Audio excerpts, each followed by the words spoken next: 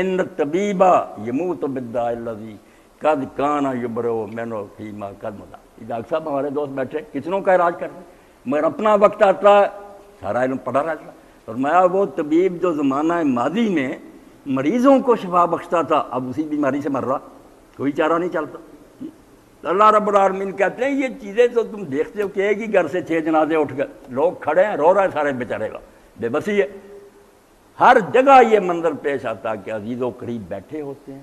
بڑے بڑے خیر خواہ طبیب اور ڈاکٹر موجود ہوتے ہیں. میں اور آپ تو معمولی سے دنیا کے جو صدر ہیں سارے ڈاکٹر بیٹھے ہیں، دنیا ساری ٹیلی فونوں پر پوچھ رہی ہوتی، کچھ بھی نہیں بنتا. اللہ رب العالمین نے یہی صورتحال میرے آپ کے سامنے رکھی ہے کہ سونے کی کوشش نہ کرو، آنکھیں نہ بند کرو، جاگو، یہ وقت آ جائے گا. اور یہ میں نے اسی لیے چھپا کر رکھا ہے کہ تم ہر وقت چوکنے رہو. میں نے اطلاع نہیں دی کب مرو گے، کوئی نہیں جانتا کب مر جائے. کبھی ایسا ہوتا کہ بس بچہ بھی گود میں آیا، خوشیاں منا رہے ہیں لوگ کہ بڑی دیر کے بعد اللہ نے ہمارے گھر میں یہ رونق پیدا کی، بس چومتے چاٹتے بچہ مر گیا. میرے دوست ہیں صوفی احمد علی، انہوں نے بہت پیاری بات کہی، کتاب لکھی ہنجواں دے موتی. بیٹا ان کا فوت ہو گیا، BA میں پڑھتا، بہت قابل نیک آدمی ہے، درویش. تو شروع میں جو ٹائٹل پیج پر اشعار لکھے نا ان میں لکھتے ہیں، کہتے ہیں ڈیڑیاں کلیاں پھولنا بنیاں کہ موسم رت بہارے. کچھ پھول بن جاتے، چلو 4 دن رونق دکھا گئے بچے، ایک پیدا ہوتے مر گیا. جیڑیاں کلیاں پھولنا بنیاں موسم رت بہارے، توڑ مروڑ کے سٹیاں مالی دکھ ہونا دے پارے. ساری عمر ماں باپ روتے رہ جاتے ہیں کہ بچہ منہ دکھا کر یار چلا گیا. اللہ کہتا بے بسی تمہیں نظر آتی ہے نہیں، اگر یہاں کوئی حاکم نہیں، اس کا اقتدار نہیں، تو تم اس کے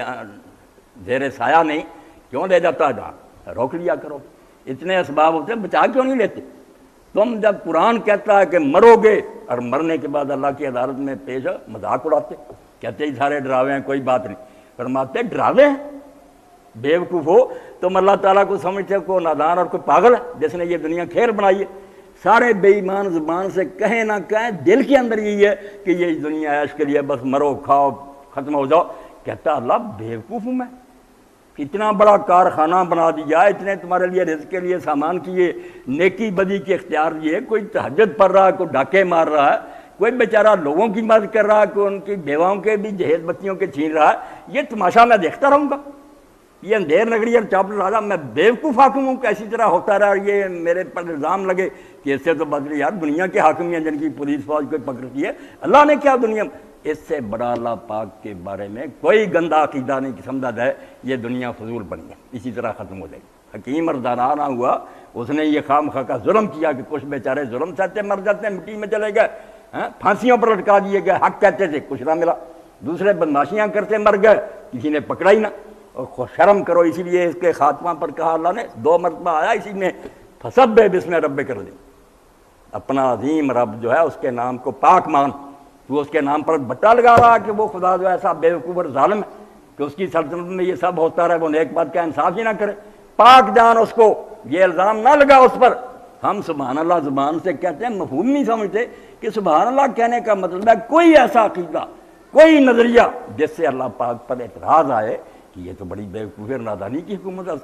غلط ہے، ایسا نہیں ہو سکتا. اللہ عظیم ہے، نہ اس کے اقتدار کی کوئی حد ہے، اور پاک، کوئی غلط کام نہیں کرتا. اس نے یہ دنیا بالحق بنائی مقصد کے تحت. اب دیکھیں یہ مرنے والوں کے ہم جنازے دیکھتے ہیں، دفن کرتے ہیں، سب کچھ ہوتا، مگر عقل نہیں پکڑ.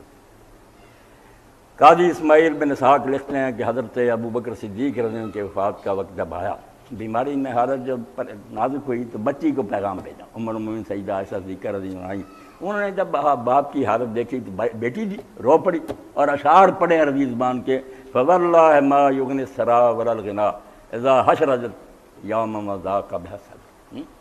کہ جب جان جو ہے نا وہ گلے میں آ جاتی ہے اور سانس رکنے لگتا ہے تو پھر اللہ کی قسم نہ کوئی حکومت فائدہ دیتی ہے نہ خزانے کام دیتے ہیں. تو حضرت صدیق اکبر نے کہا بیٹی چھوڑ، اشعار کا کیا فائدہ، لقد جاءت سکرۃ الموت بالحق، قرآن جو کہتا ہے کہ موت کی سختی جو آ جائے گی یہ آ کر رہنی ہے بالحق. آپ نے سورہ قاف کی یہ آیت پڑھی کہ بیٹا اشعار نے کیا بتانا، قرآن ہی بتاتا کہ جس سے تو بھاگتا پھرتا تھا وقت آ گیا یا نہیں. ذالک ما کنت من التحید، اسی سے بچتا پھرتا تھا نا، سارے اسباب کرتا تھا، باڈی گارڈ رکھتا تھا، بچا لیا۔ تو اللہ کہتا ہے یہ سورہ واقعہ کے آخر میں فلولا اذا بلغت الحکم، ایک بات بھی نہیں جو نئی ہو، اللہ کہتا ہے یاد دہانی ہے، پتہ تجھے ہے، تو بلانا چاہتا ہے، پھر میں یاد کراتا ہوں۔ فلولا اذا بلغت الحکم، کیوں نہیں ہوتا پھر ایسا کہ جب جان گلے میں آتی ہے، وانتم حینئذ تنظرون، اور تم کہیں گئے نہیں ہوتے، بڑے لاڈلے اور پیارے پاس بیٹھے دیکھ رہے ہوتے ہو کہ ابا جی جا رہے ہیں، بھائی جان جا رہے ہیں، تم بلانے کی کوشش کرتے ہو، وہ چپ ہوتا جاتا۔ فلولا اذا بلغت الحکم، تو جب جان گلے میں آتی ہے تم دیکھ رہے ہوتے ہو، وَنَحْنُ أَقْرَبُ إِلَيْهِ مِنْكُمْ وَلَٰكِن لَا تُبْصِرُونَ، تم اپنی کوششیں کر رہے ہیں، انجیکشن لگ رہے ہیں، ڈاکٹر دوائیاں دے رہے ہیں، مگر تمہیں فرشتوں کے ہاتھ نظر نہیں آتے جو تم سے زیادہ قریب ہوتے ہیں، تمہاری نسبت وہ اس کے زیادہ قریب پہنچ گئے ہوتے ہیں، اور وہ ہاتھ ڈال لیا ہوتا، انہوں نے جان لے رہے ہوتے ہیں۔ فَلَوْلَا إِن كُنتُمْ غَيْرَ مَدِينٍ، اگر واقعی یہ ٹھیک ہے کہ تمہارے اوپر کوئی حکومت نہیں ہے، تم مسلمان اور آزاد ہو، تو اگر کوئی تم کسی کے انڈر نہیں ہو، ترجعونها إن كنتم صادقين، اگر یہ تمہاری باتیں ٹھیک ہیں تو اس جان کو واپس کیوں نہیں پھر لے جاتے، زندہ کیوں نہیں رکھ لیتے، کیوں مر جاتے ہو پھر؟ چوہا ہنگ رفتن کند جان پاک، کہ بر خاک مردن کہ بر تخت مردن کہ بر روئے خاک۔ سعدی رحمۃ اللہ علیہ فرماتے ہیں جب اس پاک جان نے جانے کا قصد ہی کر لیا، چلی جانا کسی نے، تو بے شک تخت پر مر یا خاک پر مر برابری، کیا فائدہ، نہ بادشاہ کو بادشاہی نے کوئی فائدہ دیا، نہ غریب کی غریبی نے کوئی بگاڑا، وہ بھی مر گیا غریب، تو بھی مر گیا بادشاہ بھی، اور اسی مٹی میں چلا گیا۔ اب جنازے کے پیچھے جو دعائیں پڑھنے کا کہا گیا، نیک لوگوں نے پڑھی، ان کو ہم یاد نہیں کرتے۔ ہماری بدقسمتی ہے کہ جو موقع یہ تذکر کا تھا، کہ لوگوں کو ہوش آ جاتا، وہ ہم نے برباد کر، ہمیں ابلیس نے غلط طریقے سے، جو کہتے ہیں نا ابن قیم کے 7 حملے ہیں شیطان کے، آخری ہے کہ یہ نیکی سے بعد نہیں آتا، اب نیکی کے رنگ میں اس کو دھوکہ دے دیا، کلمہ شہادت، نہ کوئی پڑھتا ہے، نہ پڑھنے کی توفیق، صرف شرارت ہو گئی، ایک بدعت چل گئی جس سے وہ بات ہی ختم ہو گئی کہ آج پڑھنے پڑھانے کا موقع۔ صحابہ کرام 3 موقعوں پر خاموشی کو پسند کرتے تھے کہ یہاں زبان بھی نہ ہے، کوئی نہ پوچھے کہ شیخ صاحب کیا آ رہا ملے، یہ ایسی باتوں کا موقع،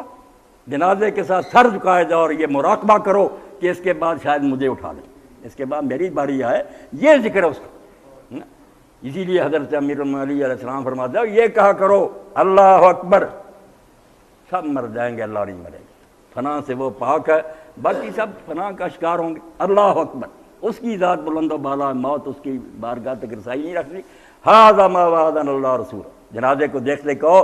یہ ہے شے جس کا وعدہ ہم سے اللہ رسول نے کیا تھا کہ ایک دن آئے گا، آ گیا، وصدق اللہ ورسولہ، واقعی اللہ رسول سچے ہیں، اس بھائی پر آ گیا، ہم پر بھی آئے گا۔ اللہم زدنا ایمانا و تسلیما، اللہ ہمیں ایمان میں اور فرمان برداری میں اور زیادہ بڑھا دے، ہمیں توفیق دے کہ ہم پہلے کی نسبت بھی یہ جنازہ دیکھ کر زیادہ نیک بن۔ کیسی پیاری دعا،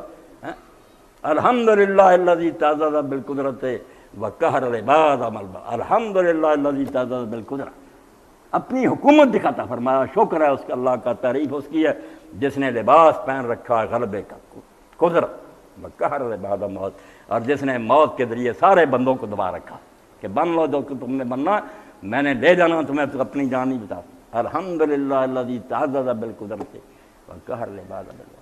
امام شوکانی فرماتے ہیں کہ حادی اپنی کتاب میں لکھتے ہیں کہ حضرت علی رضی اللہ عنہ جب مٹی ڈالتے تھے قبر پر تو اس وقت کہتے تھے اللہم ایمانا بکا و تصدیقا ببعثکا تصدیقا برسولکا و ایقانا ببعثکا، اللہ ہم مٹی ڈال رہے ہیں، اللہم ایمانا بکا، مٹی نہیں صرف ڈال رہے،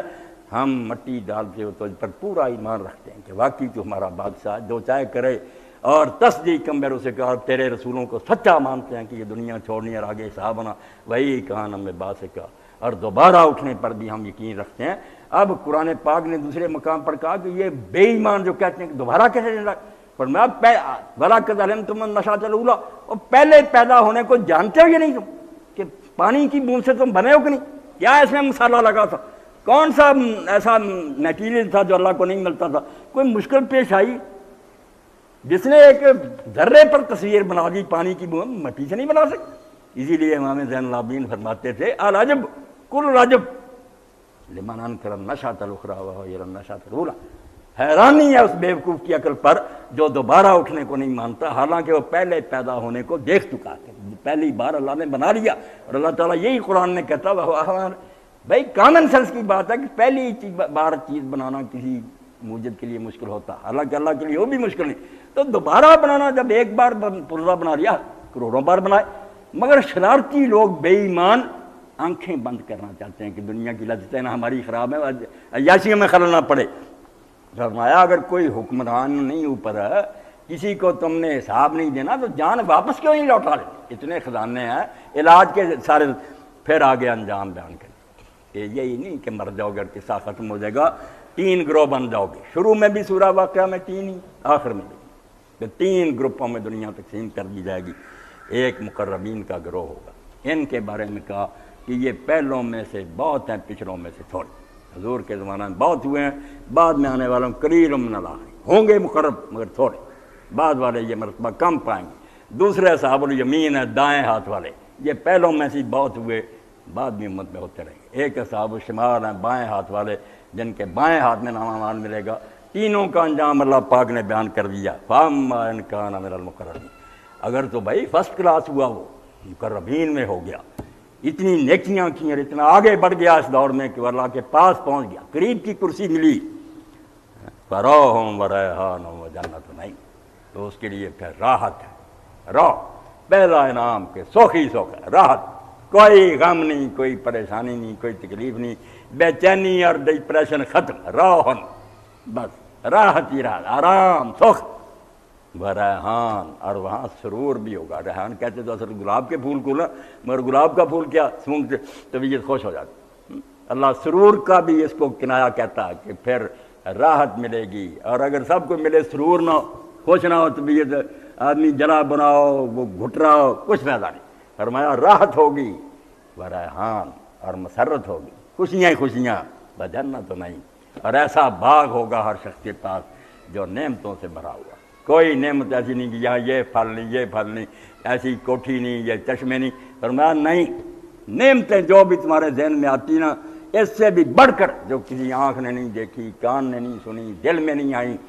وہ بات یہ مقربین کا ہے۔ وَأَمَّا إِنْ كَانَ مِنْ أَصْحَابِ الْيَمِينِ، اور اگر 2 نمبر ہوا، سیکنڈ ڈویژن، اول نہیں آیا مگر بہرحال برائیوں سے بچتا رہا، حرام نہیں کیا، فرض ادا کیے، وَأَمَّا إِنْ كَانَ مِنْ أَصْحَابِ الْيَمِينِ، اگر وہ دائیں ہاتھ والوں میں سے نکلا، فَسَلَامٌ لَكَ مِنْ أَصْحَابِ الْيَمِينِ، تو اس پر اللہ اور اس کے فرشتے مبارکبادی دیں گے، وہ سلام کہے گا اس کو اللہ اور فرشتے کہ شاباش ہے تیرے جیسے لوگوں کا پیدا ہونا، کتنا مبارک ہے۔ اور واقعی اللہ تعالیٰ نے دنیا ایسے لوگوں کے لیے بنائی۔ سورہ اعراف میں کہتا کہ نعمتیں جو ہے نا وہ دنیا والوں کو دنیا میں تو ملی جلی ہیں، کہ کافروں کو بھی مل رہی ہیں، نیکوں کو بھی مل رہی ہے، مگر آخرت خالص آخر مومنین کی، وہاں مومنوں کا ذکر کیا کہ مومنوں کے لیے دنیا بنائی۔ ہم جو ہے نا گناہ گار لوگ نامراد، یہ تو صرف تفیلی کار ہیں، تو ان کی وجہ سے ہم بھی پیدا ہو گئے، کیونکہ اختیار کا یہ لازمی اثر ہے۔ اللہ پیدا نہیں کرنا چاہتا کہ برے ہو، وہ چاہتا نیک ہی بنے، مگر سائے کی طرح یہ اختیار کے ساتھ گناہ آ جاتا۔ اختیار کا معنی ہی ہے کہ آدمی برائی بھی کر سکے، نیکی کر،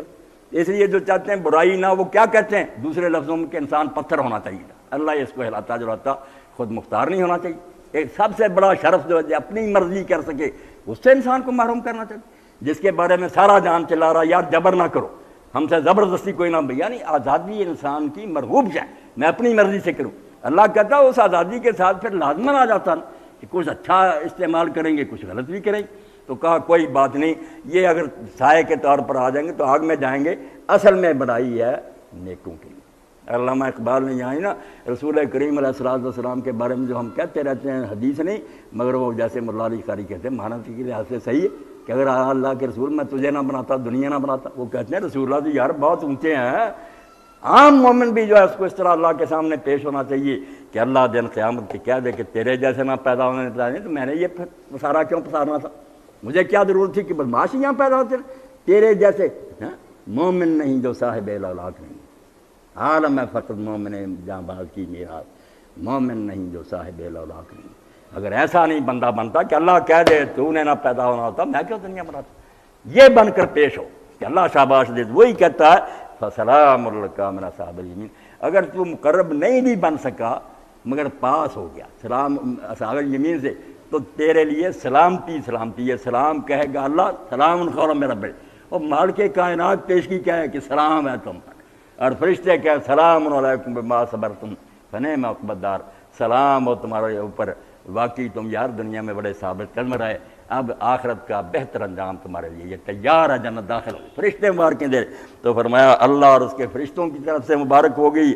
وَأَمَّا إِن كَانَ مِنَ الْمُكَذِّبِينَ الضَّالِّينَ، اور اگر تیسرے گروہ میں سے بدنصیب نکلا کہ تکذیب بھی کرتا ہے اور ضلالت بھی مبتلا، دو گناہ بیان کیے قرآن مجید نے، دوسری جگہ فرمایا کہ جو گمراہ لوگ بے دین دو گناہ، تکذیب کیا، جب بتایا جاتا کہ مرنے کے بعد اللہ کی عدالت میں پیش ہو گئے، تکذیب بالآخرت کرتے، ایک جرم جو ہے نا سارے جان کا پڑھ لیں، میڈیا سن لیں، بدماش اس بات کو ختم کرنا چاہتے ہیں کہ یار ڈراوے بنے ہو کیا کوئی نہیں، کہتے ہو آخرت کی عدالت کے منکر جھٹلاتے ہو،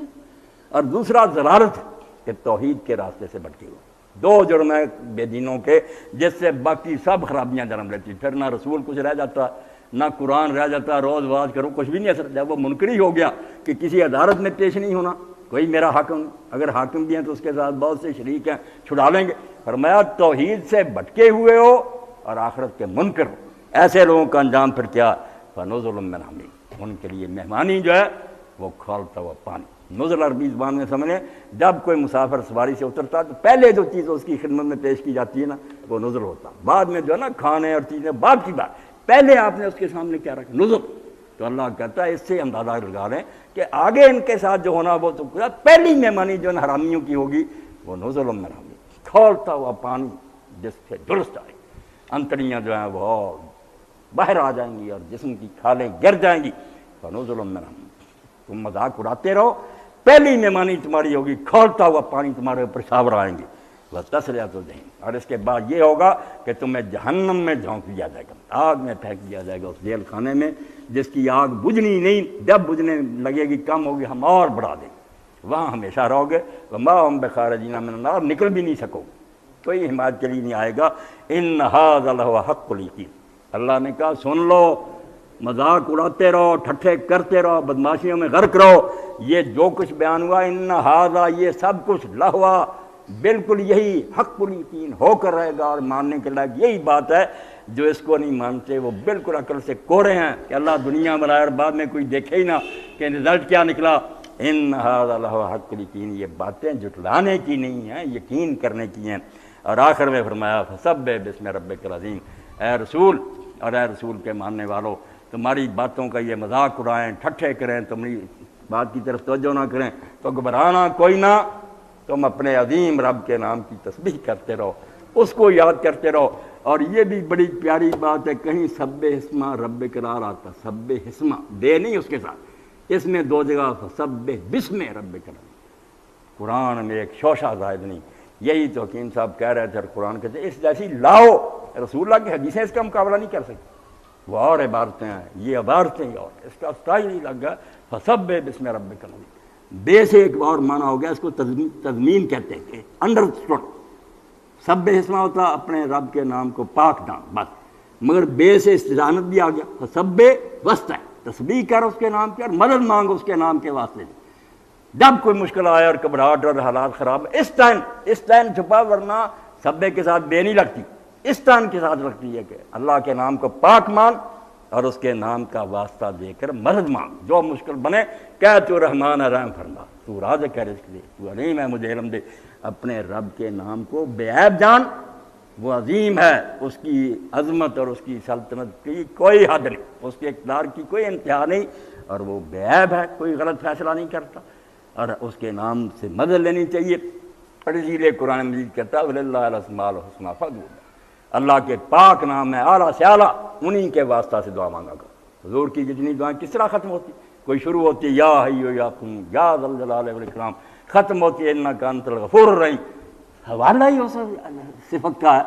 جو اس دعا سے متعلق ہے کہ تو یہ ہے اس لیے میری دعا قبول کرنا۔ تو اللہ نے کہہ دیا یہ مذاق اڑاتے رہیں، بے دین آگ میں جانا چاہتے جانے دیں ان کو، آپ اپنا مشن جاری رکھیں،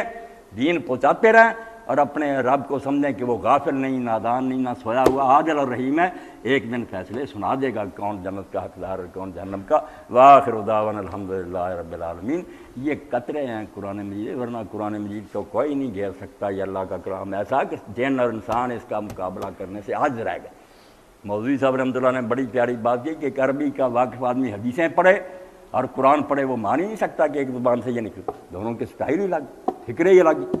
حالانکہ حدیث بھی اعلیٰ سے اعلیٰ ہے، مگر نہیں، قرآن کا مقابلہ نہیں کر سکتی۔ یہ اللہ کا کلام ہے، رسول بھی اس میں دخل نہیں دے سکتا۔ لوح محفوظ میں درج ہے، جبریل امین لاتے ہیں، اس کے آگے پیچھے قرآن مجید میں سورہ جن میں ہم گاردیں لگا دیتے ہیں کہ ایک لفظ کی تبدیلی نہ ہو جائے، اور جب تک رسول سنا نہیں لیتا وہ مجمع سے فرشتے الگ نہیں ہوتے کہ کچھ ملاوٹ نہ ہو جائے۔ یہ وہ کتاب ہے جس کو اللہ کہتا ہے ہم نے اتارا بل و قرآن مجید فی لوح محفوظ۔ یہ کوئی بخیر ہے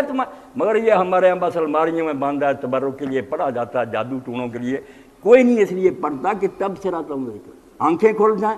اور اگر میں سویا پڑھا ہوں تو جاگ لوں، غفلت چھوڑ دوں۔ اس لیے قرآن آیا، اور واقعی اس کے لیے 2-4 آیتیں جو حضور نے فرمایا، کوئی تم میں سے چاہتا کہ نہیں کہ وادی بطحان میں جائے، مدینہ سے باہر منڈی تھی جہاں اونٹ بکتے تھے، اور وہاں سے 2 اونٹ حاملہ اونٹنیاں، پیٹ اتنے بڑے بڑے کوہانے، مفت میں لے آئے، نہ گناہ کرے نہ کوئی چوری کرے، مفت میں مل جائیں۔ لوگوں نے کہا یا رسول اللہ، یہ تو ہر شخص چاہتا کہ صبح جائے روز یہ مل، تو فرمایا مسجد میں جا کر 2 آیتیں سیکھ آیا کرو، یہ ان اونٹنیوں سے کہیں زیادہ بہتر۔ تو مادی دنیا کے پیچھے پڑے ہوئے قرآن کی اگر لذت آ گئی نا، تم خود محسوس کرو گے کہ یار اس محفل میں 10 منٹ بیٹھنا بھی جاؤ، اس سے جو خزانہ ملتا ہے وہ ہمارے کارخانوں میں کہاں۔ مگر یہ بات لکل عبد منیب کی ہے، ہر وہ بندہ جس میں رغبت اور شوق ہوگا، اللہ پھر قرآن اس کے سینہ میں اتار دے گا۔ وآخر دعوانا الحمدللہ رب العالمین، وصلی اللہ تعالیٰ خیر خلق محمد۔ مائک اللہ۔ یہ 3 لفظ ہیں جی، علم الیقین، عین الیقین، حق الیقین۔ میں ایک ڈاکٹر کی حیثیت سے آپ کو بتاتا ہوں کہ ڈاکٹر کتابوں میں پڑھتا ہے کہ گردے کا جب درد ہوتا ہے وہ کیسا ہوتا ہے، تو یہ علم الیقین ہے۔